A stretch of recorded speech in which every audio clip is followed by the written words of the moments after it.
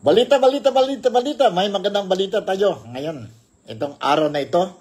Now is Thursday, October 24 na po. Kumusta kayo? Magandang araw sa inyong lahat, mga kaibigan ko, mga kababayan ko. Dito po sa Malaysia. And of course, dito po sa Sabah, specifically dito po sa Kota Kinabalu.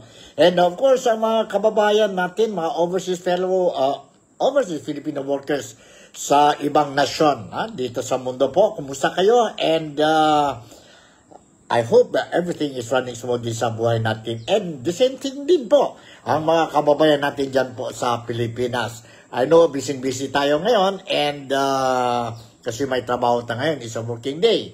So, sige lang, nandito ang programa natin, Nick Talk, The Real Talk with Nico. And ako po will give you ang mga latest updates na mayroon tayo po.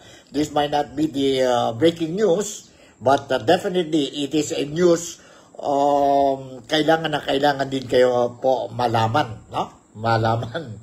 And before going any further, I would like to say na busy din dito po ang host country natin, ang Malaysia, dahil sa Sabado, October 26, no? October 26, we are expecting, or Malaysia is expecting leaders from the neighboring countries. That includes also ang United States of America.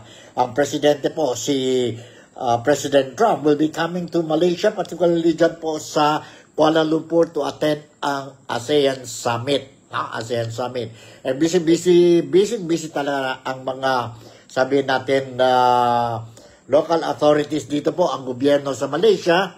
And it is for this reason that even ang mga eskwelahan nila ngayon po, all the classes, school classes nila dito po, this week, they are going for, they are going for online learning sila.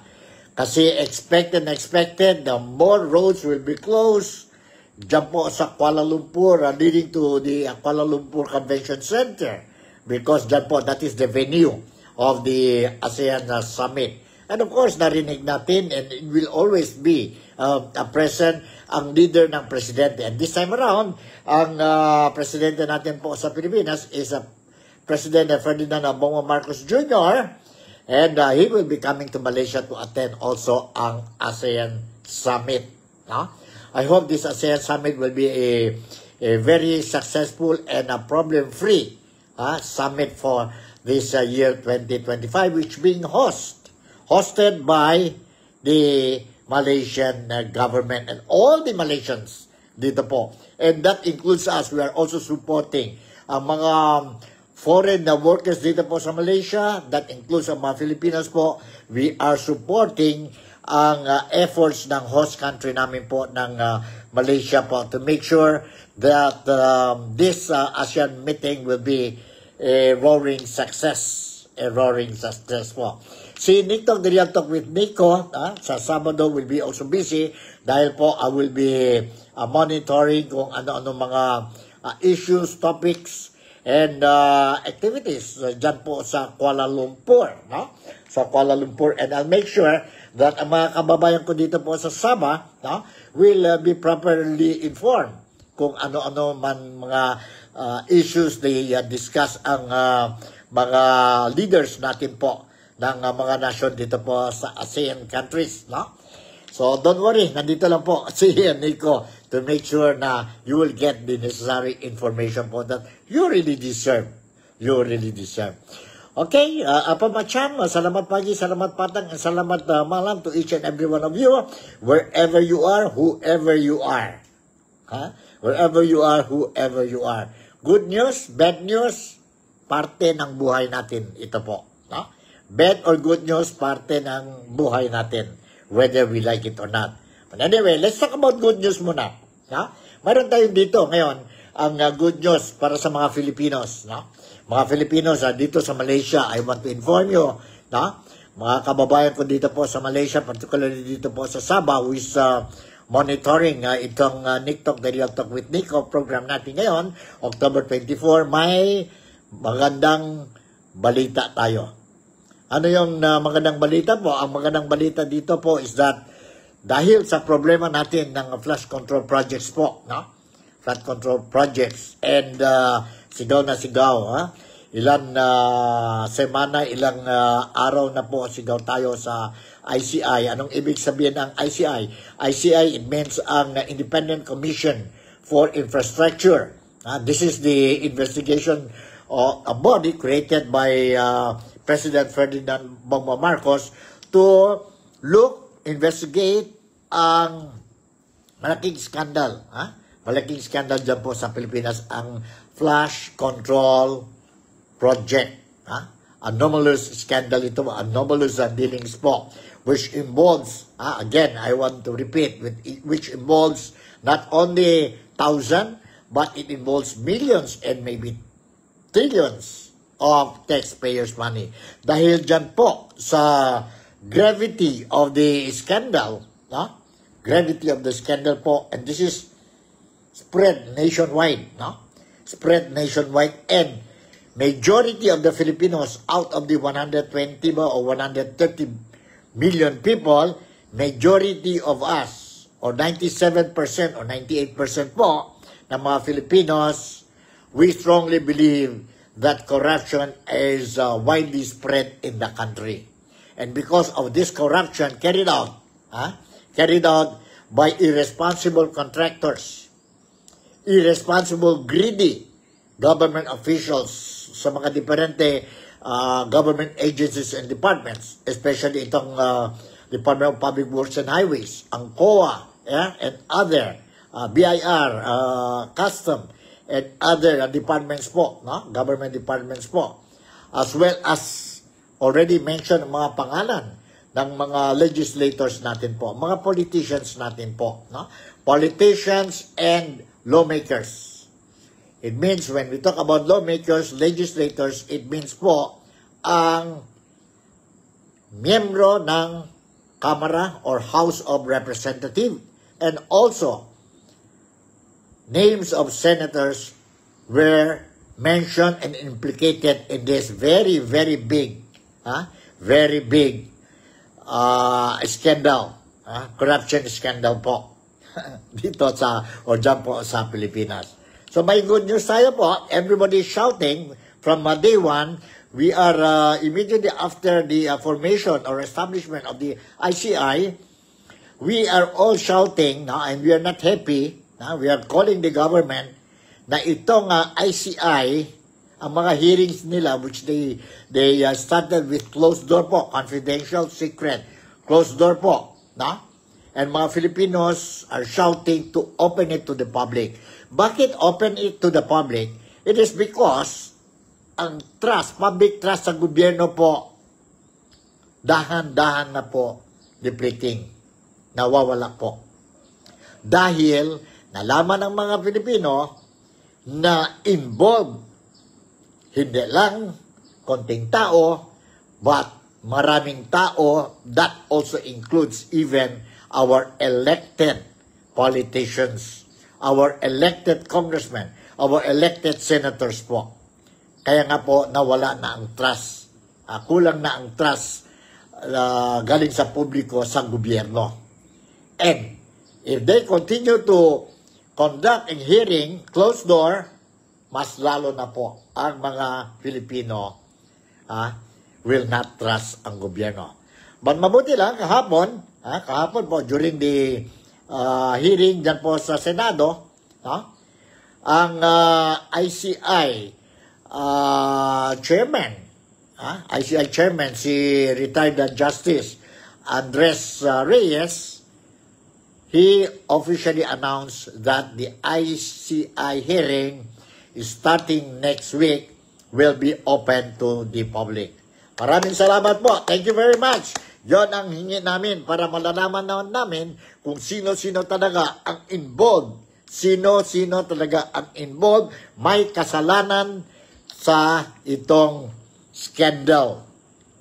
Malaking scandal po. Ikulong natin ang may kasalanan. Ikulong natin ang mga corrupt. Kulong natin sa kanila po. Tapos, we will try to recover back whatever stolen from us. stolen from us po. Because this scandal involves billions, if not trillions of taxpayers' money. Grabe po. Dahil sa greediness nila, dahil sa corruption nila po, maraming Filipino po, no? Maraming Filipino are suffering now. Suffering in the sense that pagdating mga disasters kagaya ng typhoon, bagyo, no? Lahat ito, mga karamihan ng mga projects, flood control projects po, no? Flood control projects po, it was not done properly. Several already mentioned, identified, na ghost project po. Nagbayad ang gobyerno, pero wala talagang ang flood control projects po ginawa sa mga lugar-lugar po. No? And ito naman ang problema, ang mga substandard, ang quality, substandard quality ng mga proyekto natin po dahil sa corruption. Dahil sa corruption po. And because substandard ang quality ng proyekto ginawa ang gobyerno, ay itong mga tao, no? We can see bridges collapsing, we can see sa mga riverbanks, no? Ang mga project nila po, ang mga roads nila po,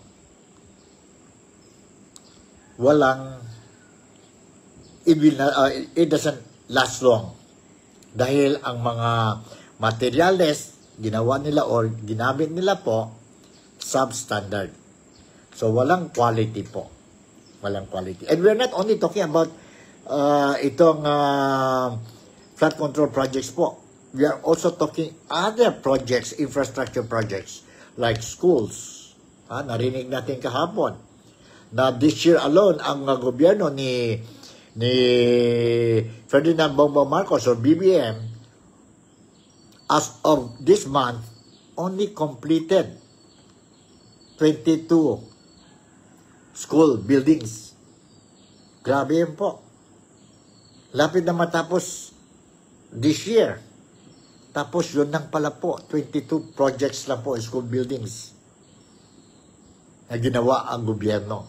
Why? Bakit? Saan na ang pera? No? I hate to compare, but during the time of former President Rodrigo Roa Duterte po, double, triple, or you see, 22,000, 23,000, no? He built schools nationwide. Pero ngayon po, this year alone lang po, ang administration Marcos, they only managed to build 22 school buildings nationwide. Grabe, ano? Grabe po. Kaya nga, dyan pa rin ang problema.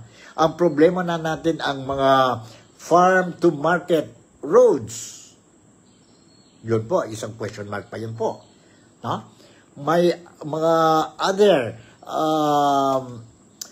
constructions, kagaya mga basketball court, mga multipurpose hall, blah blah, they will be investigating po. No? Now, ang gobyerno, ang ICI is focusing dyan po sa flood control projects. But marami pang mga issue ngayon.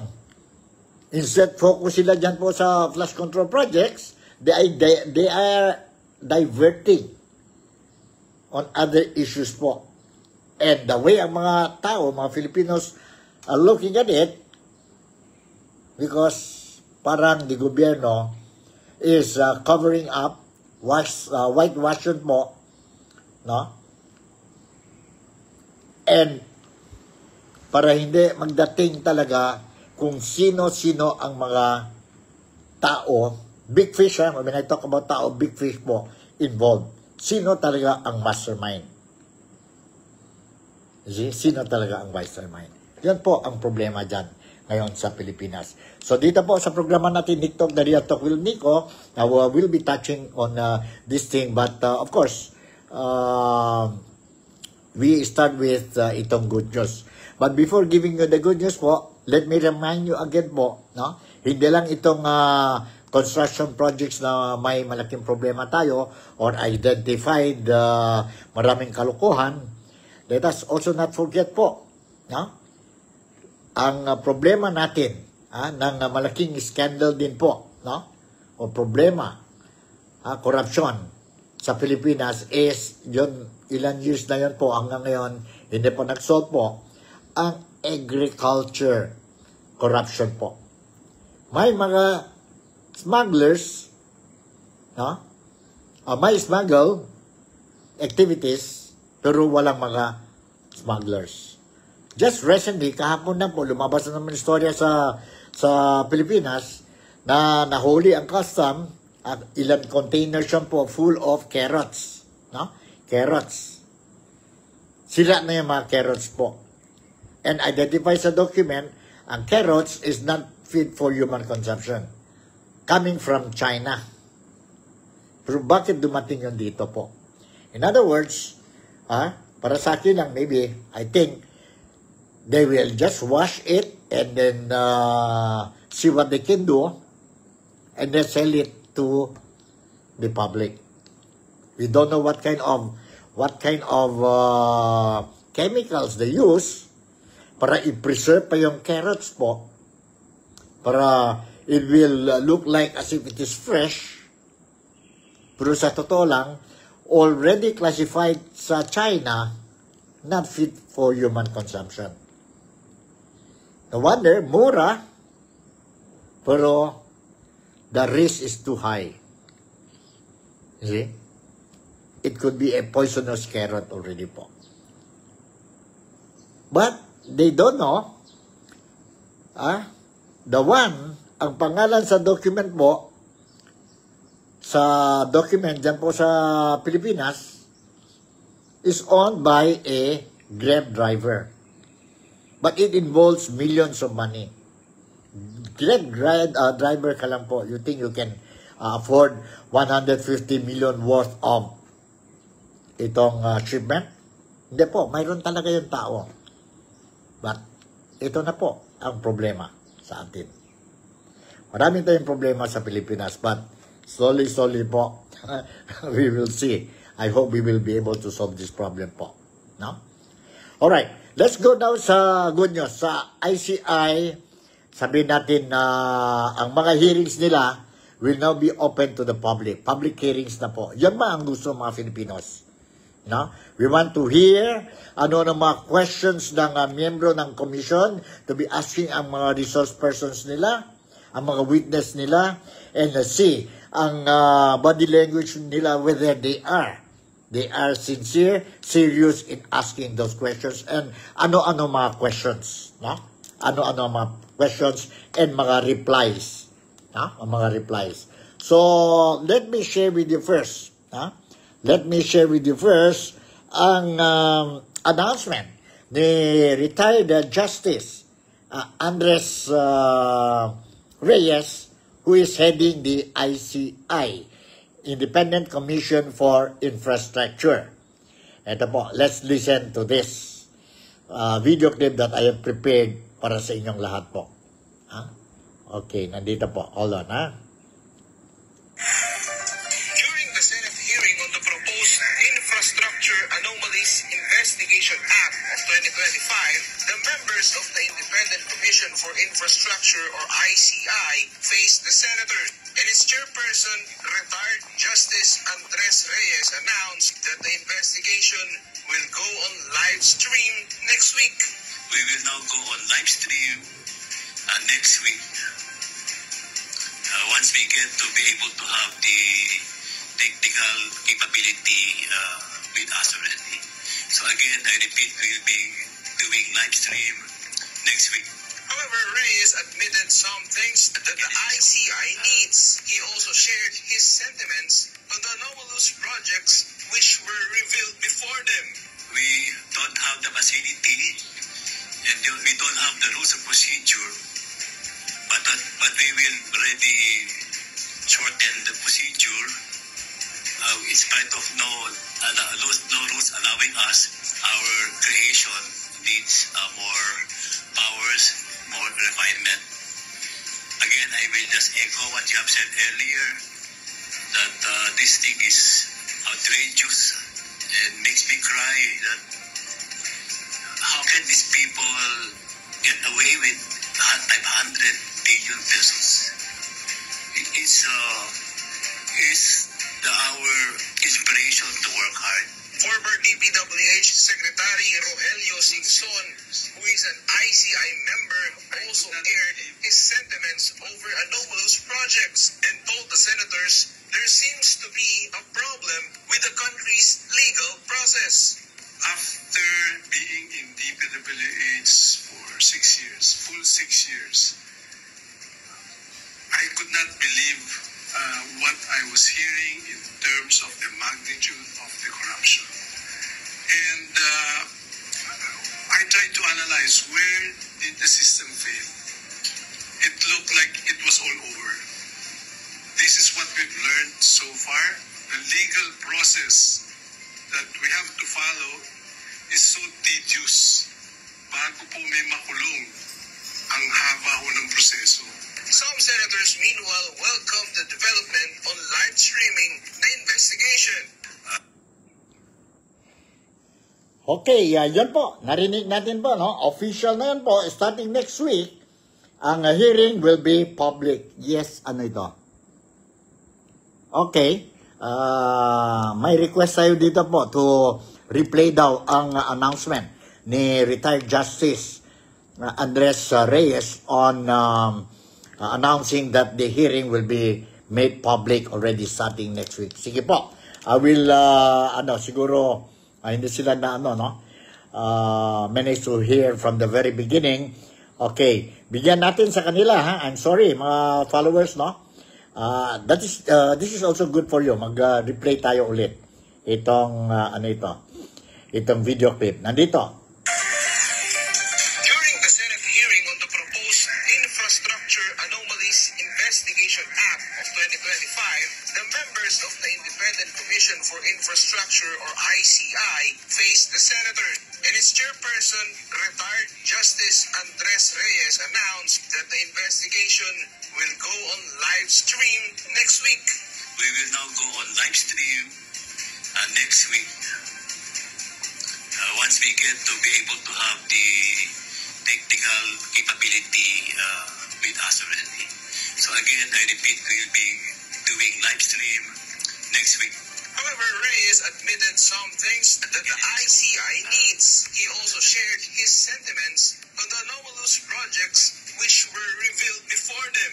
We don't have the facility and we don't have the rules of procedure, but we will already shorten the procedure in spite of no rules allowing us. Our creation needs more powers, more refinement. Again, I will just echo what you have said earlier, that this thing is outrageous and makes me cry that how can these people get away with 500 billion pesos? Alright, yan po, narinig natin si retired Justice Andres Reyes po. Admitted din siya na wala silang power, the necessary power, like, for example, citing in contempt, subpoena, no? And filing cases against itong mga tao po if marami ng mga, sabihin natin, ebidensya.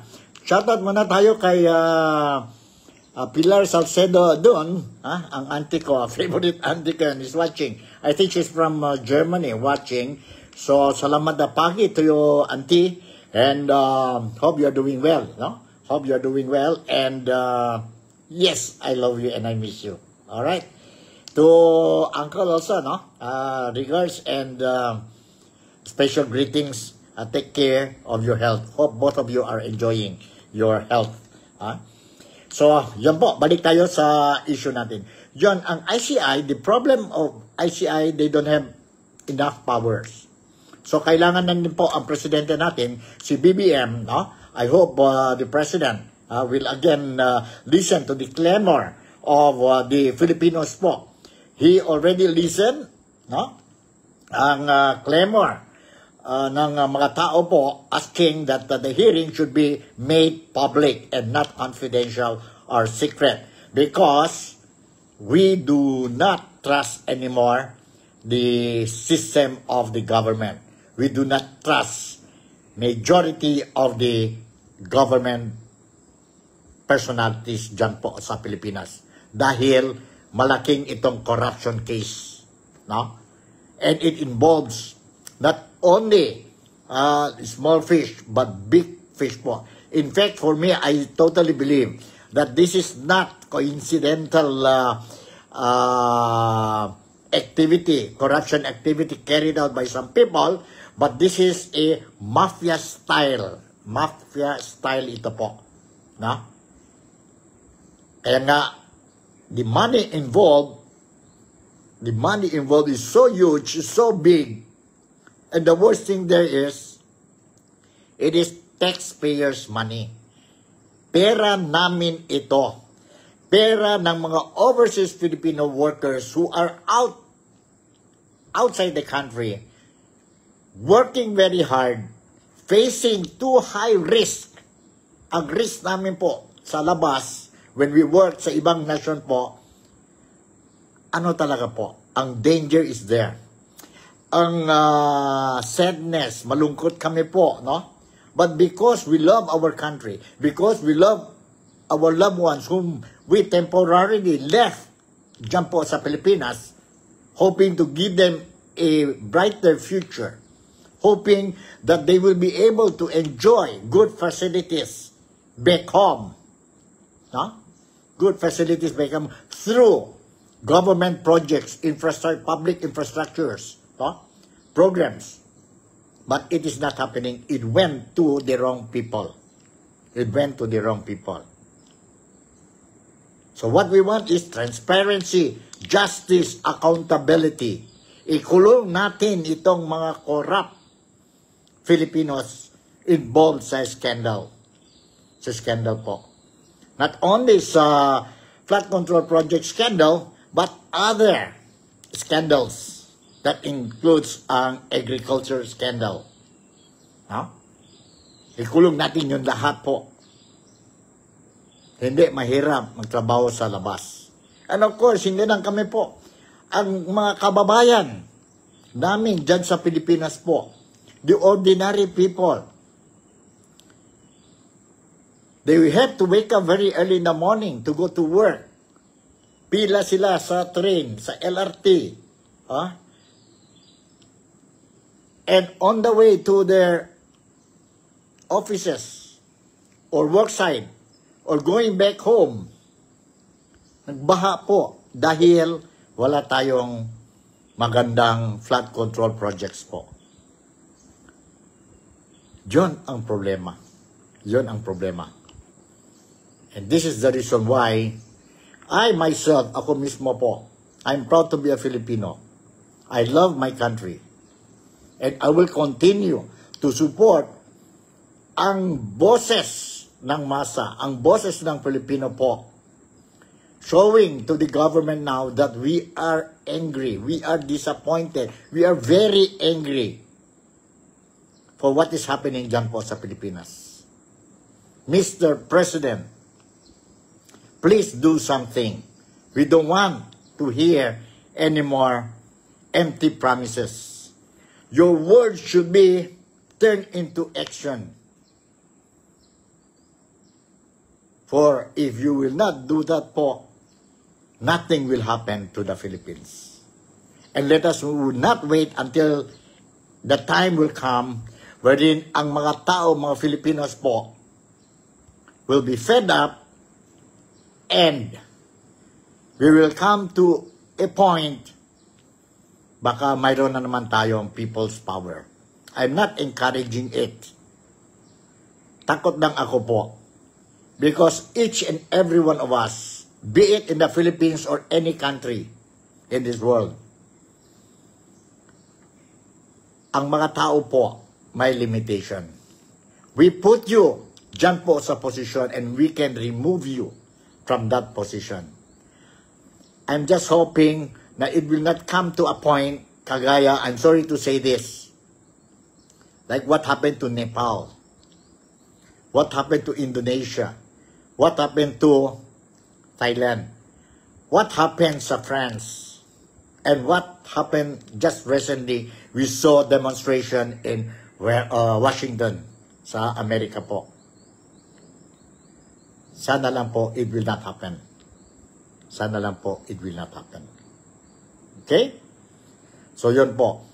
There are other, meron pa ako dito mga video clips po. Tao nagiging emotional to the extent during the interview, umiyak na po. Umiyak na po. I will show you that video clips. Stay put sa programa ko po. And I'm going to share with you po. I was really touched.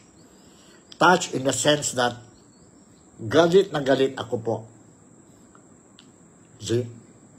Galit na galit ako po. And I believe, whatever I'm feeling now, parehas din ang mga ibang Filipinos dito po sa Malaysia, dito po sa Sabah. This is how we feel. And what our feelings also is the same with those outside, mga overseas Filipino workers. And parehas din yun po sa mga Filipinos dyan sa Pilipinas. Galit tayo sa gobyerno. Galit tayo sa gobyerno dahil ano nangyari? Corrupt. Ang corruption, lumaki na talaga po. And if we are not going to do this po, what will happen? Siguro hindi na sa generation namin. What will happen to the future ng mga kabataan natin, ang mga youth natin, who are the future leaders of the country?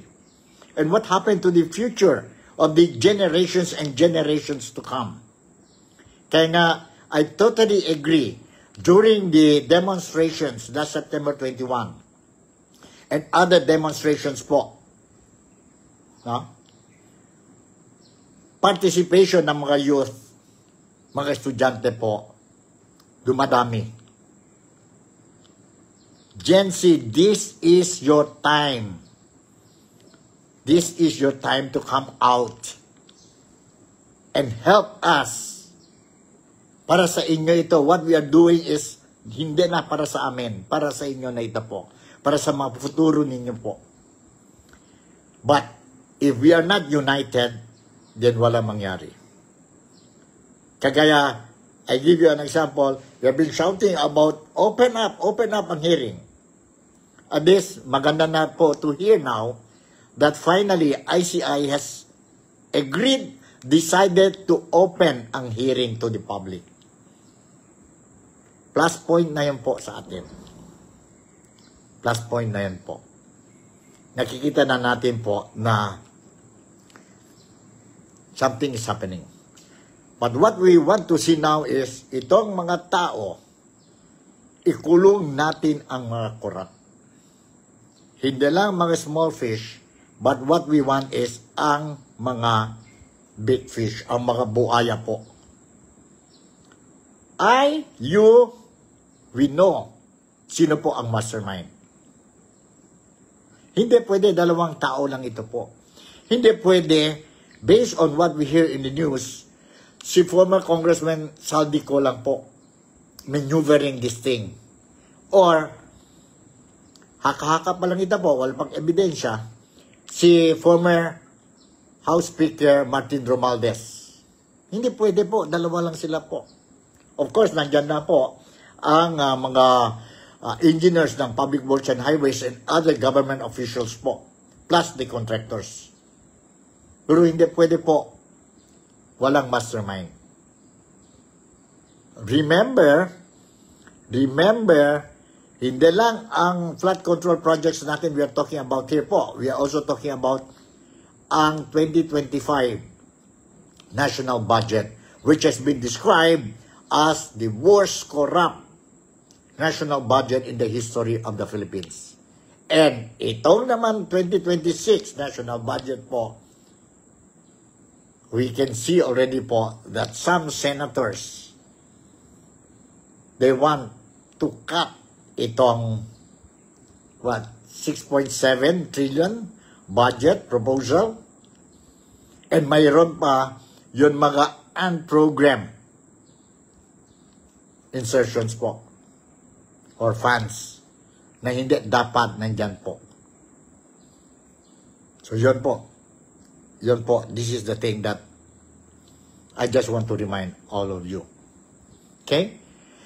Huwag natin matakot itong mga estudyante, mga parents, please support your children. Huwag tayo magalit sa kanila po. For as long as they attend ang rally, it's a peaceful rally po, huwag tayo magalit po.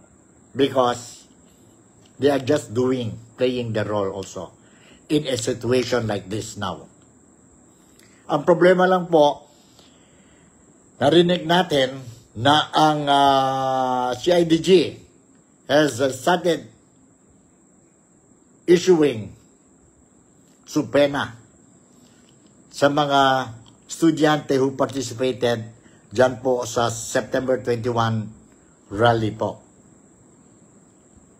So may chilling effect yun po sa mga estudyante, sa mga parents po. Sabi nga ang presidente, si BBM, kung hindi lang ako presidente, ako mismo po will attend ang rally. And then ngayon, they started calling itong mga estudyante po to investigate them. Bakit ito? To investigate them? Because mayroon nangyari during the September 21 rally. Ginawa ang rally, one of the venues is sa Luneta. And then mayroon din yan po nagpunta sa Mendiola. Diyan po sa Mendiola, there are some groups who took advantage of the situation and create chaos. But it doesn't mean that majority of these participants, ang intention nila is to create chaos. Hindi po. It is very clear to everybody po na we are looking at a peaceful rally. Wala nang iba. But as speculated, we suspected already there might be some groups who will take advantage and create chaos during the rally. And it really happened. Mabuti lang po in a smaller scale, hindi big scale. And mayroon na mga istorya that itong mga those who participated in creating chaos, they're being paid. But still, unconfirmed. But it only goes to shows that that was not the intention. That was not the intention of the organizers. Of the peace-loving participants po. Our intention was to show to the government that we are not happy. So, wag na sana po, no? Mga supena yon po, no? Wag na sana po. No? Maybe you can call them for investigation, pero issuing supena, not from the police, but from the CIDG, are two different things. That's how I look at it. No? It creates unnecessary chilling effect.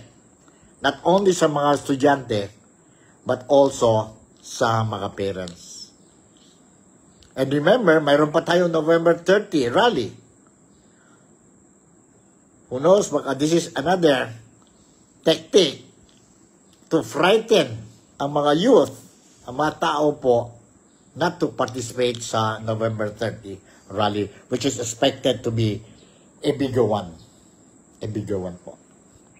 Right? So, okay. This time around, I'm going to share with you a video clip po. Itong flash control projects po, it is nationwide. Okay, just a little background. The total number of projects, infrastructure projects nationwide from 2018 to 2025, it was reported a total of 238,000 infrastructure projects nationwide, throughout the country. And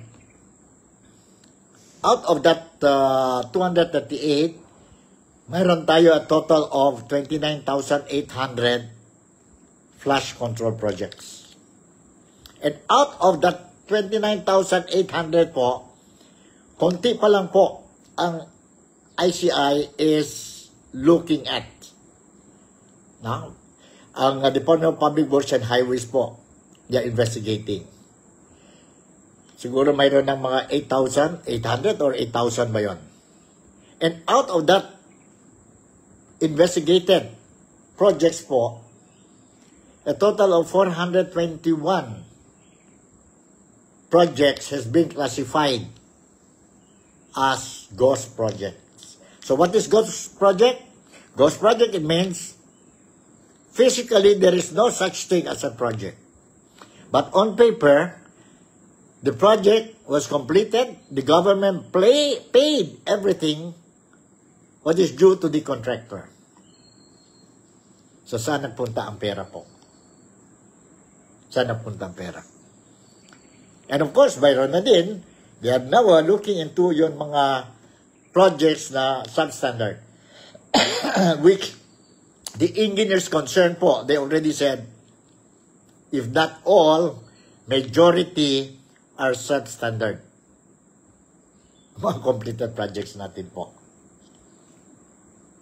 This is how, sabihin natin, serious ang problema natin dyan po sa Pilipinas. During the time of Senior Marcos, Ferdinand Romualdez Marcos, Senior, he was ousted. Ang issue sa kanya po is corruption.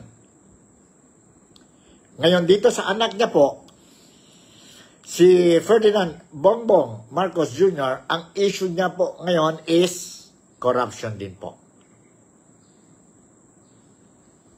So Mr. President, please do something po. And we hope that you will not experience the same fate as what your late father experienced. May time pa po, pwede pa. Remember, Filipinos are God-fearing people, forgiving, compassionate, but we have our limitations.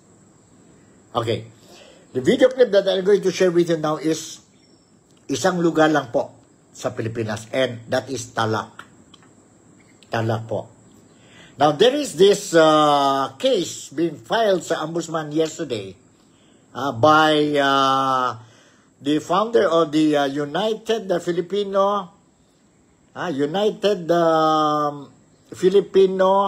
Against Crime and Corruption. Sino yun nag-file po? Ang founder nila is Pyra Lucas. Pyra Lucas. And this morning, I was monitoring ang programa ni Ted Filon and DJ Shasha, and I record a portion of it, and I want to share it to you now. Listen po. Let's listen to this. Let's listen to this interview. It's doon po sa Ted Filon program this morning. This morning po. And kayo na bahala. Kayo na bahala to make your own opinion, to judge. No? How you feel? Totoo ba o hindi? Kayo nang bahala po. But, let me warn you, this interview has become emotional kay Madam Pyra Lucas. Let's watch and listen to this. Andito na po. Reklamo, officially po kahapon po ito inihain. Yes, sir, Ted. Okay. And, sa inyong pagpunta sa Ombudsman, sino po ang nakausap po ninyo? Kasi nga, sa akin po lamang, kasi hindi ko ma-print. Ang dami po itong dokumento. Pero doon pa lang po sa inyong attachment nga, nakita ko na talaga namang may basis. Ano po, ito po inyong reklamong ito. Kasi nga, dokumentado at pati po yung mga certification galing po sa SEC. So ano pong sabi sa inyo ng Office of the Ombudsman? Agad po daw nilang iimbestigahan. Dahil mainit din yun ng flood control, then iti-check nila, i-validate po nila yung mga kontratang pinirmahan ni Congressman Rivera, then they will go for PI po, for inviting him. Opo, Ma'am Pyra, kayo po kasi nga ay, isa po kayong NGO dyan sa Tarlac. At yan din po ang panawagan nga mismo ng Presidente, mismo ng ICI, no, na makipagtulungan ang ating mga kababayan at maging mata, at bibig dito dito po sa usapin po ng pag-aabuso sa pera ng bayan, dyan ho sa inyong lugar na iyan, meron ba ko yung nakikita po na mga ghost projects din o kaya po ay sobrang substandard? Marami po dito, Sir Ted. In fact, sa Facebook ko po pinupost ko, kaya marami akong threat. Bago po itong mga threat po ninyo, ma'am, ito hong mga nakita po ninyo ng mga ghost projects, practically po, sino ang mga contractors niyan at saan-saan kaya mga lugar? Can you just give an example? Sir, 1st District, 2nd District, 3rd District. Buong distrito ng Tarlac. Flood control po ito? Flood control, yung mga asfalto na daan, sir, sobra pong garapan. If only I can talk to you one-on-one, sir, sobra. Mapapaiyak po tayo kasi ito'y pera natin, nagtatrabaho tayo. Grabe po dito. Grabe talaga, hindi sila tao.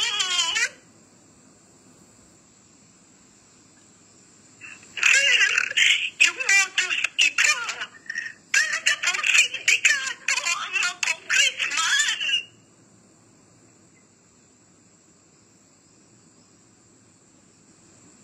$100 million, $150 million, hanggang ilang metro lang po, tapos substandard.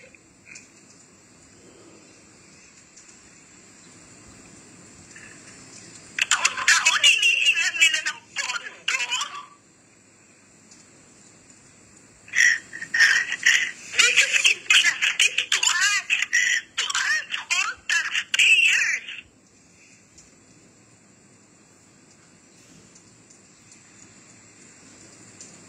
Willing po akong makipag-usap sa inyo in private. Sasabihin ko po kung anong mga bonus. Kompleto po ako ng detalye, sir. And I want this to be exposed in the entire Philippines so they can dig deeper, investigate deeper. Kami po'y humahanga, Ma'am Pyra, sa inyo pong pagmamalasakit ng lubos, no, sa bayan dito po sa inyong ginagawang pagsisiwalat dito sa katiwalian sa inyo pong lalawigan. Maliban po sa amin, sa akin po, agad po ako makikipag-ugnayan sa amin pong pinuno dito sa amin pong news department dahil ito po'y karapat-dapat din, ano, na maging bahagi po ng balita po namin sa TV5 at sa maging sa One News, ano po. Pero bago po yan, apo, kayo ho ay nagbigay na rin po ba ng kopya sa ICI at kung mamarapatin po siguro ng Senate Blue Ribbon Committee ay maimbitahan din po kayo at maihayag niyo po itong mga sinasabi ho ninyo kasi nga naniniwala po kami kasi dito po sa inyong reklamo laban kay Congressman Rivera may mga dokumento po naman po nakakibat. Willing ho ba kayo dito po na humarap din para din po malantad na po ito at kasi kapag kayo ay lumantad I think mas secured kayo kasi malalaman ng bayan. Yes, sir. Opo. Yes, sir. I'm willing to do this. Tama na, sobra na. Matagal na nila ginagawa sa atin ito. At bilyon piso na pupunta sa kanila. Alright, yun po, narinig natin po, no? Nagiging emotional na ang founder ng United People Against Crime and Corruption po, no? And yes, I share the same sentiments of Madam Pyra Lucas, no? Pera natin ito, taxpayers money ito. Mabuti lang po kung maganda ang buhay ng mga Filipinos dyan po sa Pilipinas. Mabuti lang po kung maganda ang buhay namin po working dito po sa ibang nasyon. Hindi po. We face a lot of hurdles. We face a lot of problems din po. But ano lang kami po, we are so strong dahil we love our country, we love our loved ones which we left behind dyan po sa Pilipinas. And that is the reason why continuous ang remittances namin dyan po sa Pilipinas. And that remittances coming from the overseas Filipino workers po by the trillions every year. No? If used properly po, siguro maganda na ang buhay ng mga loved ones namin. Maganda na ang buhay, ang reputasyon ng Pilipinas po. But sad to say na our taxpayers' money went to irresponsible, crook, greedy leaders of whom we elected. Ito lang ang problema para sa akin po. Sometimes, I tend to think na may kasalanan din tayo mga Filipino. Because we do not know whom, how to choose our leaders in every election. So next time around po, come 2028, sana lang po, we will remember all these things, open our eyes, and mark those people. Mark them already po. Do not give them an opportunity to return back to their post now. Kailangan po, kailangan yun po. Kailangan yun po. Okay? Okay, another one, I would like to share with you a video clip of Madam Pyra Lucas. She was given an opportunity by Ted Filon to appeal to the Filipinos, ang mga countrymen, mga kababayan natin po. Let's listen to her appeal. Hold on po, sandali. Nandito, let's listen to this.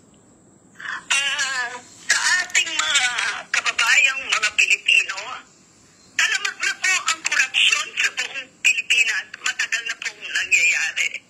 Huwag na po tayong umasa lang sa gobyerno. Kailangan po tumulong tayo bilang concerned citizen, concerned Pilipino. Tayo po ang pagbabago. Huwag po natin iasa lahat sa gobyerno dahil hindi po kakayanin lahat yan ng gobyerno. Kaya tayo pong mga Pilipino mismo magmasid, magbantay sa ating mga nasasakupan.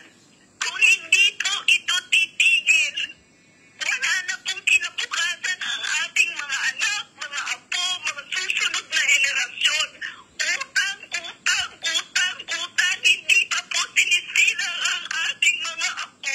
Mayroon na po silang utang na babayaran dahil lahat po ng pera natin ay nasa bulsa na ng mga politiko. Kaya nananawagan po ako, kapwa ko Pilipino, magkaisa, magmasid, mag-usap. Gagawa po tayo ng hotline para po i-report natin.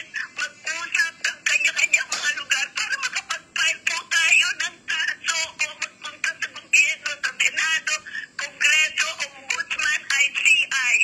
Let's do this for the future of our country. Huwag po nating hayaang lapagin.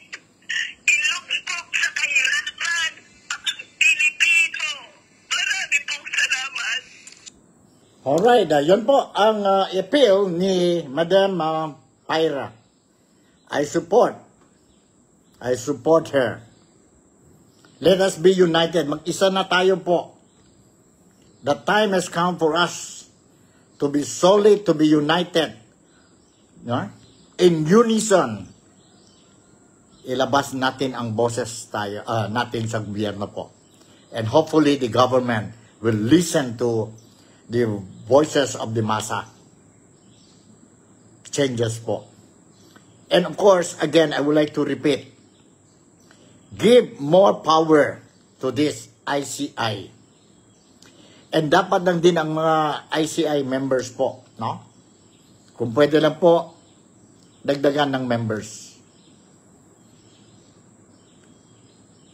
And do your job properly. Like, for example, it sounds funny for me, I don't know. This is my own opinion po. When I heard sa social media, sa news po, legit the news outlets, media outlets dyan po sa Pilipinas, that the reason why si former Congressman Saldico is not coming home to the Philippines to face ang mga allegations sa kanya po is because kasi he was sent an invitation letter and hanggang ngayon he never returned back to the Philippines. Sabi ang ICI, si Brian Hosaka, na they are still trying to establish the address of former Congressman Saldico. For me, it sounds funny. This is my own opinion. For me, it sounds funny po. Why? Because if we consider Saldico already now a fugitive po, no? Hiding. Do you expect him to stay in one address only? Of course, he will be moving from one place to the other place po. Diba?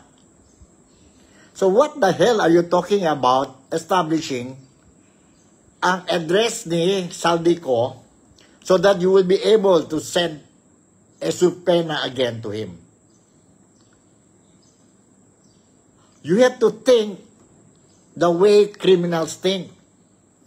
Kaya sabi ni former President Rodrigo Roa Duterte, when he opened his mouth, he makes sure that he is using the same language of the criminals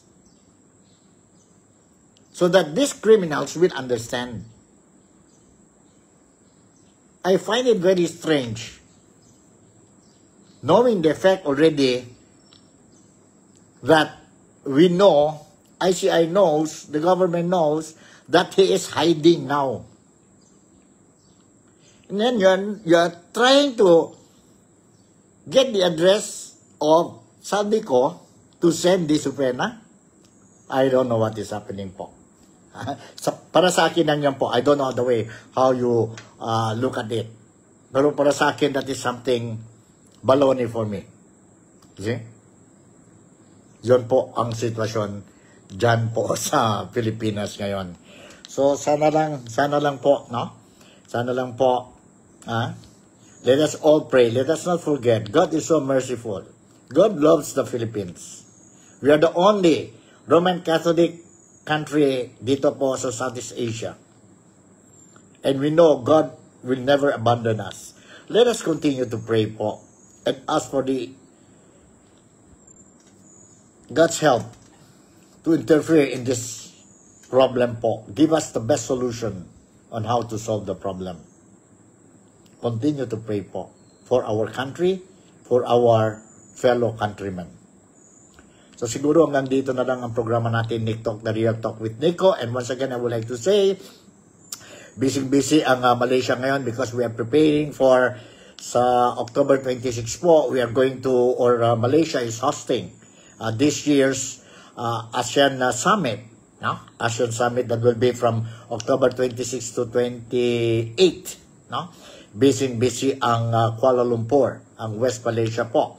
Dito naman kami sa Sabah, we are also busy po because anytime, no? Anytime or on November 15, mag-umpisa na po ang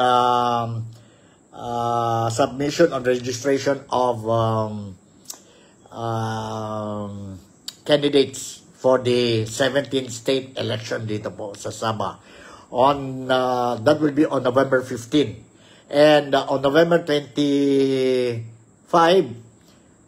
that is the date wherein we will see ang early voting for the Malaysians po dito sa Sabah. And on November 29, it will be the official polling date for the 17th state election dito sa Sabah. Once again, I would like to remind all my fellow countrymen dito pa sa Sabah, no? We are talking about Sabah, state of Sabah. Please avoid, refrain from directly or indirectly participating the electoral exercise dito po sa Sabah. This is not our election. This is not our election. So refrain from participating. If in the event you can see a certain place having a cerama or a political rally po, do not even go near to that place. No? Avoid that place para wala tayong problema po. Because if locals will see and they might misinterpret our presence po that we are participating. So mahirap na yan po. To avoid unnecessary problems, please avoid. Never directly or indirectly do not participate in the local electoral exercise. And one more thing, when you go out from your house, make sure you bring your personal documents po. In the event there will be a random checkup sa street, at least you can present your documents. You can present your documents and you will not be in trouble. No, you will not be in trouble. So yun lang po ang sabihin natin reminder I want to give to all ang mga countrymen ko po dito sa Sabah po, no? And of course, prayers is very important. So siguro hanggang dito na lang ang programa natin, Nick Talk, The Real Talk with Nico. Once again, masing paano po, I would like to thank all of you for participating sa programa ko today, October 24, and it's a Thursday. No? And I hope masing paano din po, I managed to give you the news that you deserve. And masing paano po, I managed to entertain sa inyo po in the past few minutes or almost an hour po dito sa programa natin.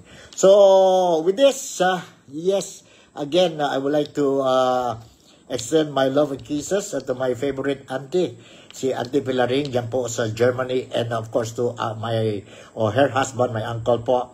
God bless and keep safe always to you and to all humanity. With this, once again, thank you very much for making me a part of your day today. Malaysia, Sabah, the Philippines, God bless us all, and I'll see you in my next episode. Take care, I love you, and bye.